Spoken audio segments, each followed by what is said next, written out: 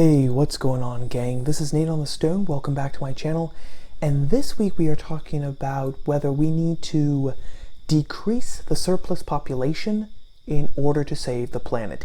And if you are conservation minded, then make sure that you watch to the end of the video where I will share some practical tips about what we all can do to actually help conserve the Earth. Climate change is one of the big political and cultural topics du jour, has been for years.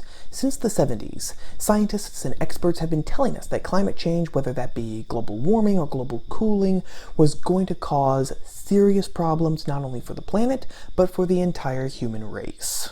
Today, actors like Leonardo DiCaprio and activists like Greta Thunberg fly around the world telling people about the dire consequences of climate change, and grade school students will actually accost sitting senators and ask them why these senators want the planet to burn up because these senators are not actually backing specific plans ostensibly written to actually combat climate change, even though the authors of said plans and bills have openly admitted that the only reason why these plans were written in the first place was not to fight climate change, but was to actually reshape and rewarp the economic structures of the country.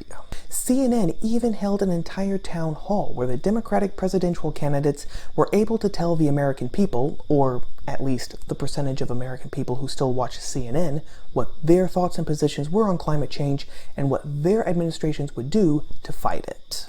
It was actually at this CNN town hall that this exchange occurred between an audience member and Senator Bernie Sanders. Human population growth has more than doubled in the past 50 years. The planet cannot sustain this growth. I realize this is a poisonous topic for politicians, but it's crucial to face. Empowering women and educating everyone on the need to curb population growth seems a reasonable campaign to enact. Would you be courageous enough to discuss this issue and make it a key feature of a plan to address climate catastrophe? Well, Martha, the answer is yes. And the answer has everything to do with the fact that women in the United States of America, by the way, have a right to control their own bodies and make reproductive decisions.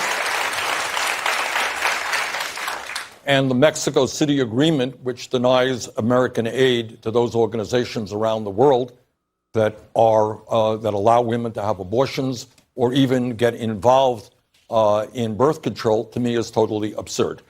So I think, especially in poor countries around the world, where women do not necessarily want to have large numbers of babies, and where they can have the opportunity through birth control to control the number of kids they have, something I very, very strongly support.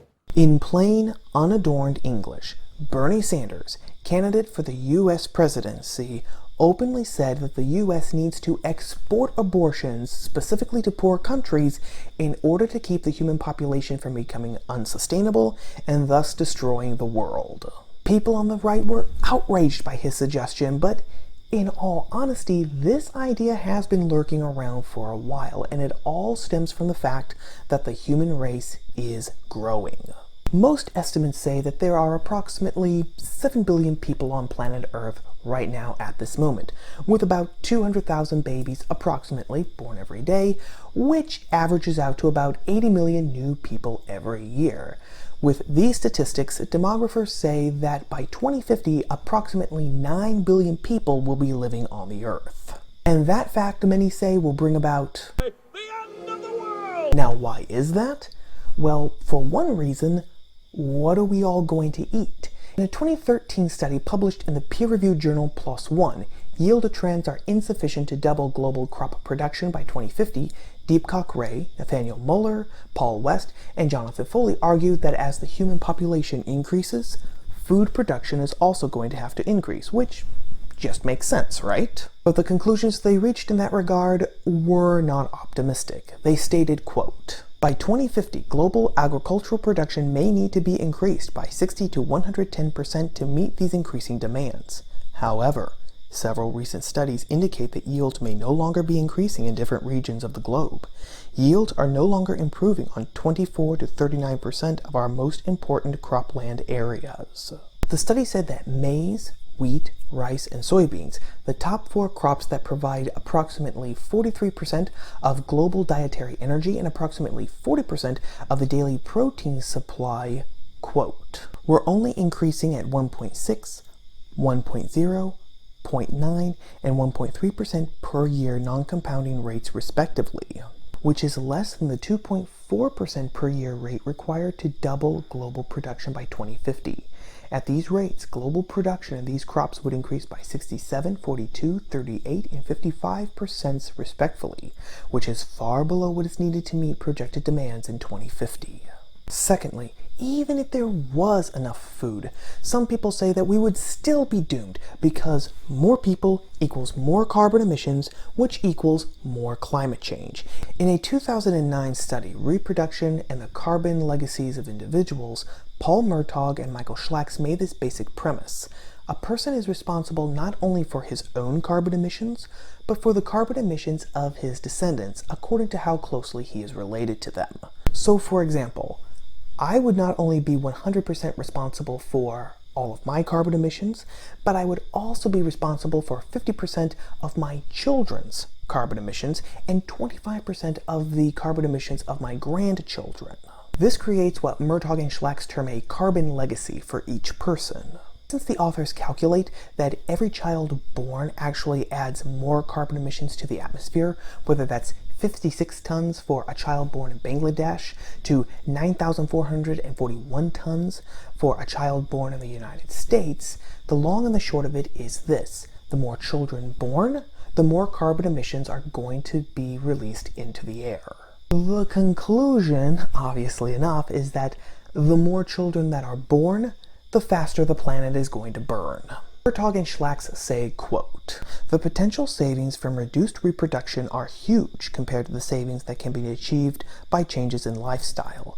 For example, a woman in the United States who adopted the 6 non-reproductive changes in Table 3 would save about 486 tons of CO2 emissions during her lifetime. But if she were to have 2 children, this would eventually add nearly 40 times that amount of CO2, 18,882 tons to the Earth's atmosphere." So there it is. An increased population is unsustainable, which means we need to decrease the surplus population, right? Well, not exactly, because you see, none of these predictions are actually true. In fact, we could describe them kind of like this. There's a useful 4-letter word, and you're full of it. Let's take the actual population of the human race first. Now, it is completely true that the human race is actually growing, but that is not a trend that is going to last because of the rate of natural increase. Now, the rate of natural increase is a basic statistic, and you get it from subtracting the death rate from the birth rate per 1,000 people. And according to the UN's Population Division, starting in 2020, just next year, the rate of natural increase actually begins to decline from 9.8 in 2020 to 0.4 in 2100. That's for the entire world. And I should mention too that it takes a 0.0 rate of natural increase just to keep the population steady. And this isn't surprising when you factor in the fact that, again, according to UN statistical data, that the global fertility rate is supposed to drop drastically within the same span of time, so that in the best case scenario, the global fertility rate falls below 2.0, which is actually the bare minimum you need to keep the population steady, by 2090. And that makes scenarios about us running out of food in the near future kind of moot. But you know what? Let's take the benefit of a doubt. Let's say that something unsuspecting happens. Let's say that the population starts increasing again. What are we going to do then, huh? The truth is that we've got plenty of food. The US government actually pays farmers not to plant crops, which means that if push came to shove, we could increase yield production by making more land farmable. But that will increase emissions and cause more climate change. Well, there are solutions to that too, and one of those solutions is ocean farming. Turns out kelp, seaweed to you and me, is becoming a growing staple, and some enterprising people are taking full advantage of that. For example, after 2011, a man named Breen Smith actually created this, 3D ocean farming. Now, what exactly is this? What exactly is 3D ocean farming? Okay, here is where it gets really cool, gang. 3D ocean farming, quote, consists of horizontal ropes on the water's surface anchored to hurricane-proof floats that connect to lines underwater supporting seaweed crops and interspersed with hanging net enclosures to grow scallops and mussels. Clam and oyster cages, also connected to the surface ropes, sit on the sea floor. And these puppies can produce a ton of food. Literally, a 20-acre farm can produce 20 to 30 tons of seaweed plus 250,000 shellfish per acre after 5 months, according to Smith. Furthermore, kelp doesn't produce a lot of emissions. It requires no soil, no fresh water, no fertilizer, no pesticides. It actually absorbs nitrogen and phosphorus, which are two huge pollutants of the ocean, and seen as it's chock full of calcium, vitamin C, and protein, it is a healthy food for both man and for animals. But wouldn't more people on Earth just increase emissions naturally anyway, just from the mere fact of existing?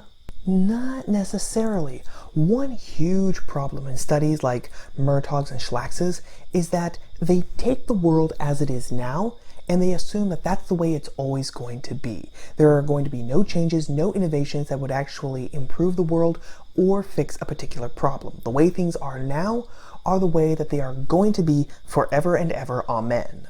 On the one hand, this is a prudential way to think, but on the other hand, it contradicts the entire course of human history, where we have seen giant leaps of innovation in all parts of the world at all times.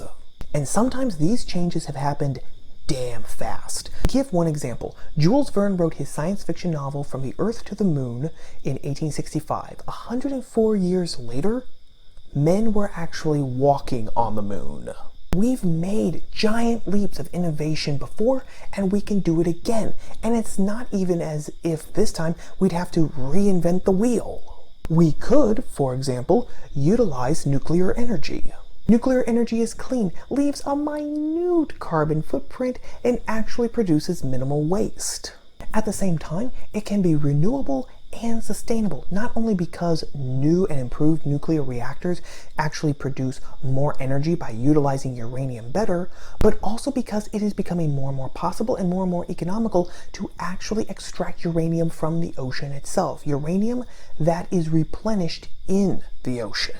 Which of course is why nuclear energy is the one option that is not going to be pursued in the future, at least according to the left. But even if the population was rising, even if this was going to cause food shortages, even if this was going to cause more emissions to go into the air and further along climate change and thus the end of the world, it wouldn't justify killing babies.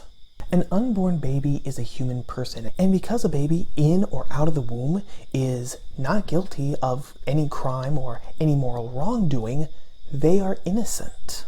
And intentionally killing an innocent person is always a moral evil because it's murder. But even if you don't agree with me on the personhood of the unborn, there's this to consider. If the unborn baby isn't a person, that means that at some point something that is a non-person has to actually become a person. Now, what actually causes this transubstantiation, and at what point does this occur? If we can't answer this question, how can we unilaterally support abortion? If we don't know when human life begins, if we don't know when a growing and developing organism actually becomes a person, how can we know if we are actually killing a person or not? Shouldn't this uncertainty kind of make us leery about pushing abortion onto poor countries? But Nate, it's to save the world. That's actually consequentialism, i.e. the ends justifies the means mentality, and that way of thinking has some big holes in it. Philosophically, if evil is the contradiction of good, the absence of good, and if we are to do good and to avoid evil, then we cannot argue that we can perform evil actions in order to attain good results, because doing so actually destroys the very idea of evil and good. It destroys it first by destroying all distinctions between them, because if you can do good, but you can also do evil, if good will come about from it, then there's really no difference between good and evil. And second, by arguing that you can actually do an evil action for a good result means that what's evil and good are completely subjective. What's good in one set of circumstances will not be good in another set of circumstances. And that means that the ideas of good and evil are completely subjective and are not real and solid things in and of themselves. Morally, if we accept that we can do evil in order for good to come about from it, we will have destroyed one of the things that actually makes life worth living and what actually makes us human. All the way back to Socrates, and even beyond him to the ancient Egyptians, man has understood that the best life comes from virtuous and moral living. And that virtue and morality comes from doing what is right and good.